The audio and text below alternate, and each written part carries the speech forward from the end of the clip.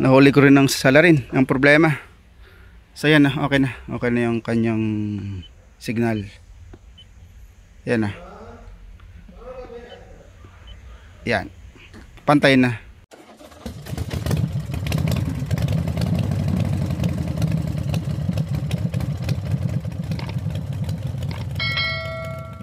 Similar tire ng ano, Chevrolet Suburban. Itong unit nito. Issue rito kung minsan yung remote gumagana, kung minsan hindi. Pero mas malimit ang kapag gumana siya. Pag gumana siya, okay siya. So ngayon ayaw, wala. So nagpalitan sila ng bagong battery ng remote. So ganun din. Kaya rin gumana. Pero pag nilagay mo sa pocket ito,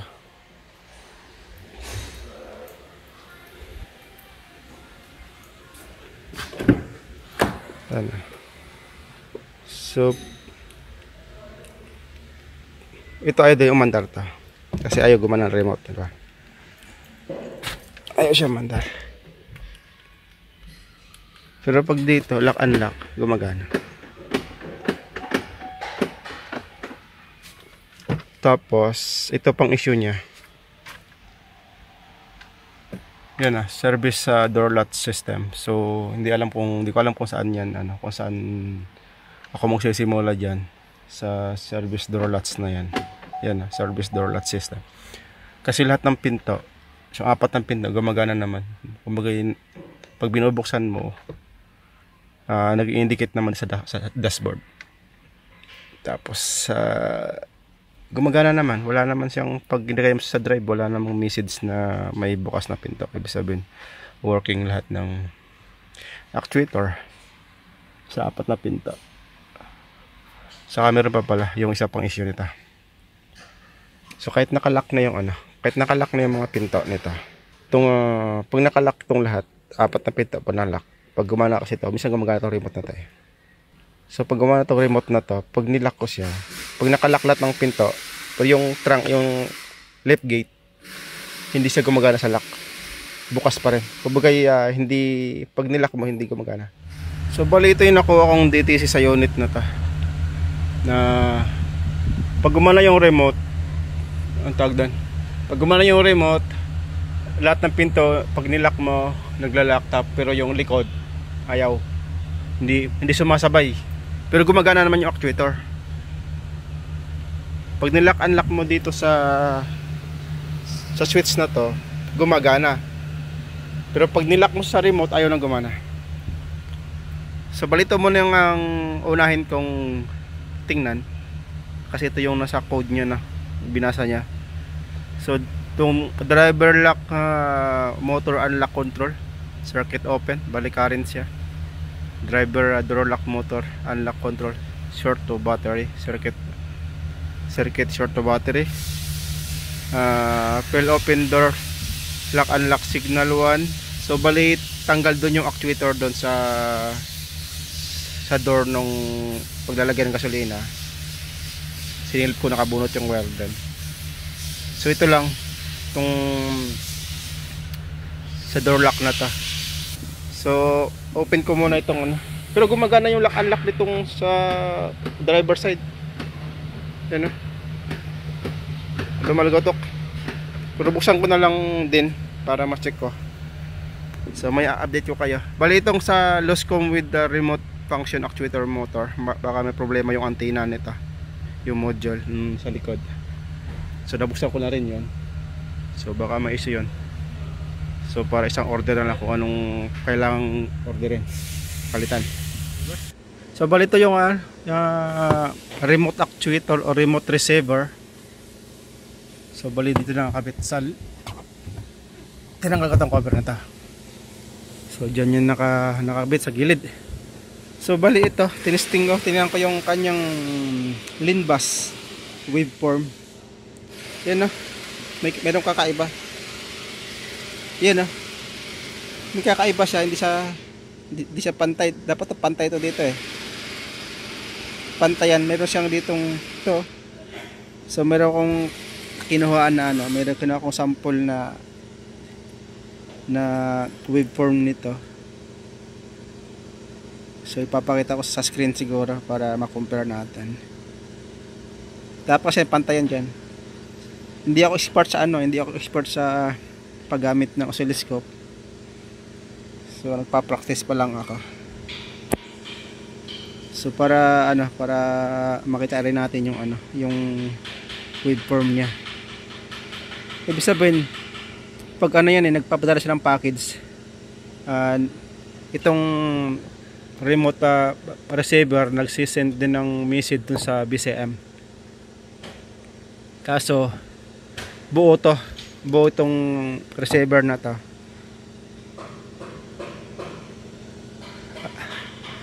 Bakit ko nasasabing buo? Ayan, nakakonect siya, nakakonect sa akin sa receiver. So ito yung package niya. Kaso nga lang mayroon siyang kakaiba, may mababa.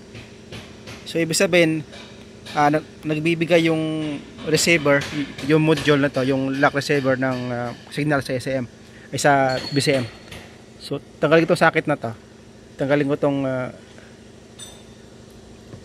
tanggal yan. Ayan, single lang siya, nag-single siya, ayan, tulad kanina na malaki. Ito single lang. Ito yung signal na to galing to sa BCM, kaya single lang siya, Pag kinabig ko to,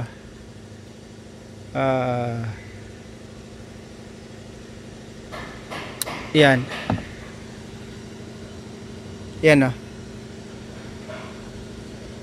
nag-double na siya.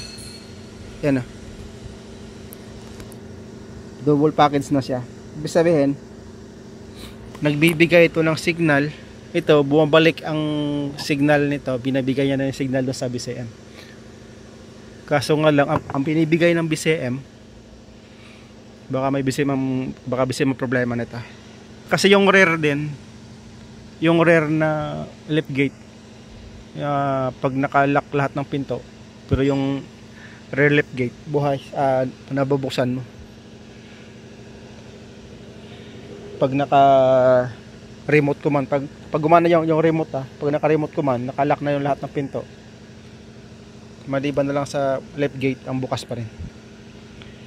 So magpuproceed ako sa BCM, buksan ko yung BCM. So ito na yung BCM nya. So try natin buksan kung ano natin makita sa loob. Buksan ko muna ito. Try natin kung anong makikita natin dito sa loob pag binuksan natin. So bali ito, wala akong nakitang wala akong nakitang sunog o corrosion o amag. Malinis malinis yung ICM nya, ay yung BCM, body control module. Dito sa part na to nasakit ang dito na yung wire ng antenna, yung receiver remote. Wala, malinis. Wala akong nakitang pinasok ng tubig, walang sign, walang amag. So balik ulit, baka sa iba. Kaya titingnan ko yung titingnan ko muna yung diagram nito kung saan pumunta pa yung LIN bus wire. So bali ang additional issue pa pala na unit na to, bukod sa remote na hindi gumagana or sa remote na intermittent, minsan gumagana, minsan hindi. Ano pa pala to? Wala siyang hazard. Ayan, hindi gumagana yung hazard light, yung hazard. Tapos yung signal light wala din. Ito pa yung additional issue niya. Tapos yung likod, hindi rin gumagana, yung sa lift gate hindi rin gumagana. Signal light hindi gumagana, headlight yan yung passing or headlight hindi namamatay dito sa control sa switch. Yun, may headlight doon, may ilaw ang headlight nito. Kaso ayan dapat may indicator na high beam dito, indicator light pag naka high ka. Wala. So ito pa yung kanyang additional na problema. So bali meron na tayong may dumating na akong bagong BCM. So yung luma nakakabit pa doon, kaya umandar pa yung unit. So itong bagong BCM na pamalit natin, hindi pa to na program, so kailangan pa tong ipo-program, kailangan ko pang i-program ito. So hindi ko na siguro mapakita yung pagpo-program, pero naka-prepare na ako. So may MDI ito ako rito, multiple device interface, saka laptop, no, naka-ready na to sa pagpo-program. So hindi ko lang mapapakita yung pagpo-program para hindi na tayo mapapahaba. So marami na rin akong videos na mga tungkol sa pagpo-program. So pareho lang naman ang procedure kahit sa old model saka sa bagong modelo. Bali parang 20, 21, 22 model tong unit na to. So pareho lang kasi sasundan mo lang yung instruction do sa screen. Sa pagpo-program wala ka nang babaguhin. So ikakabit ko muna itong bagong BCM sa unit na to. So bali dito yung yung BCM na to. Dito. So ito yung BCM nya, yung lumang BCM. So alisin ko yan, tapos kakabit natin yung itong bago. So tapos magpo-proceed tayo ng programming. So yun, nakakabit na yung bagong BCM. So kinamig ko na sa bracket nya. So ito na yung luma natin. Ito na yung lumang BCM. So magprogram muna ako. Program ko muna tong bagong BCM. So ganun pa rin yung issue. So paano kaya mapapaliwanag sa ganitong sitwasyon? Paano mapapaliwanag sa customer ang ganitong sitwasyon? Palit ng BCM, so ganun pa rin yung issue. Hindi pa rin gumana yung remote. Itong remote nilagay ko na dito sa, lumipat na ako ng pista. Nilagay ko sa pocket nya kasi pag hindi nakalagay doon ayaw gumana. Ayaw mandar. Pero yung pagpo-program po success na yan, okay na. Yun lang, yung dating issue niya ayaw gumana yung remote. So ngayon ayaw pa rin, no? So may time na gumagana ta. So paano nyo ngayon mapapaliwanag? Pero may dyan, pero mayroong improvement ta. Kaya bakit? Sa lumang BCM nya wala yan, hindi umilaw tong tail light. Hindi umilaw yan. Tsaka walang lumalabas na, antayan natin.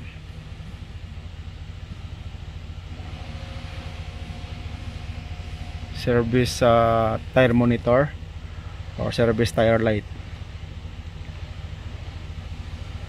Yan service tire monitor system. Wala yung lumalabas hindi na lumalabas yan nung sa lumang BCM. Saka ka mapapansin nya, ayan gumagana na yung passing light. Gumagana na sa labas. Medyo sulo lang gawa nung lumipat ako ng pisto. Hindi na ako doon sa opisina, hindi na ako nakunik sa internet. Ayan dati yan wala. Pag binuhay ko yung headlight, yan buhay ng headlight yan. Hindi yun na makita kasi against the light tayo. Pero yan patay ko yung ilaw. Yan ang improvement niya. Meron na siyang improvement. Saka yung signal light, kanina yan wala yan, hindi gumagana. Pero kanina gumagana na. Saka yung hazard. So yan. So ibig sabihin hindi lang isang sira nito, madami, damay-damay na. Ayan, patay natin yung hazard, patay natin yung headlight. Saka yung yan key missing, check for key. Yan ang message. Kahit nakalagay, try ko nalagay dito sa pocket nya itong remote.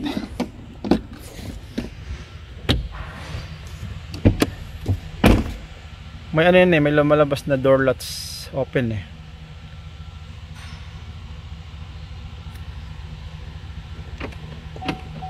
yan service door latch system. Yan ang lumalabas. So ibig sabihin ibang sira din yan, hindi doon kasali sa BCM na pinalitan ko. Pero mayroong improvement yung BCM. Ayan lumabas. Ulitin ko, ayan may headlight passing. Kanina wala yan. Signal light, ayan meron. Ibig sabihin, hindi lang isang sira to, hindi lang BCM, meron pa ibang sira to. So bali ito na ang nangyayari rito. So mapapansin nyo, yung LIN bus wire, yan, ano lang yan, galing master to, galing master line yan sa galing BCM. Yan na.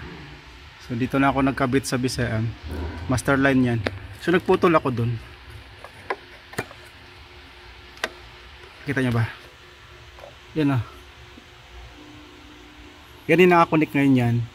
Yung kabila nito, yung kabilang wire galing sa BCM, yung kabilang wire ay marami siyang pinuntahan, hindi lang sa likod. So bali ito ngayon yung wala pa yung sleeve dyan, yung sleeve dun sa yung sa module dun sa remote module, tinanggal ko muna siya. Buo yung remote module na yan, yung module ng remote buo yan. So wala na naman na yan, wala na naman na, single down lang siya, pull down single. Pero pag tinanggal ko tong, yun ang hanapin ko ngayon, bakit kayo ko nga, tapatay ko nga tong ilaw para hindi masyadong masalo. So yan na, pag tinanggal ko tong wire na dinugtong ko, pinutol ko, yan, nakadisconnect yan. So mangyari, disconnect, tanggal yun. Ano ba? Dito nakakonek. So yan na, solid, pantay yan. Bali galing master, galing BCM. Dapat yung slave dung sa module hindi pa nakakonect, dapat doble yan, madudoble yan pag ayos. Pero sa master pa lang, ito pa lang, may ibig sabihin may problema. Yan na, nakita nyo straight siya, pantay. So play natin. Nawawala. Yan na, tumitigil siya. Yan na, pantay na. Once na kinabit ko to, itong pinutol ko, itong kabila galing sa CM to, ay sabi CM. Yan na, pag kinabit ko yan, so yan na, naging abnormal na. Yan na, hindi na pantay. Sabihin mayroon pang module na maliban sa remote control module, receiver, meron pang nakakonect dyan, meron pang kasama dyan. Yan ang hanapin ko ngayon.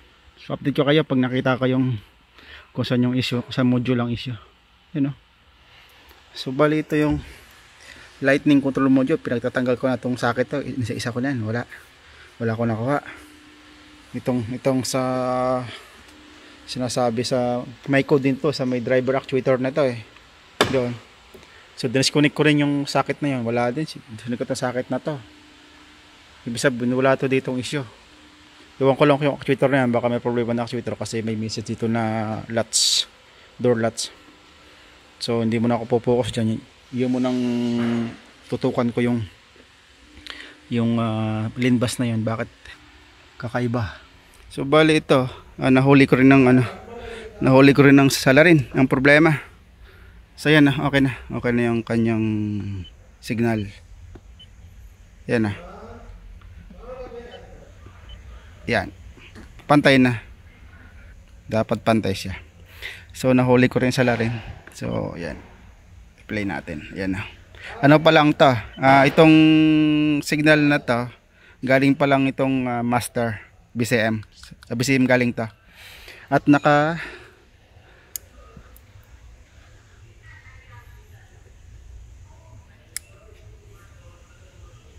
nakakabit na rin yung wire. Yan na, nakadugtong na yung wire na yan. So dati kasi pag nakatanggal yan, Pag nakatanggal yan, saka palang gaganda yung ano, saka palang gaganda yung signal. Saka palang papantay yung guhit. So kahit nakakabit na yung ngayon, okay na. Pantay na yung guhit doon, pantay na yung signal niya. Ito yung slave, ay yung master. Ito yung BCM. So wala pa tong ano, wala pa yung slave dito. Yung slave ay yung sa remote actuator or remote door lock receiver. So ikabit ko to. So naka-disconnect pa yan eh. So kabit ko tong remote na to, yung receiver niya, module. Yan.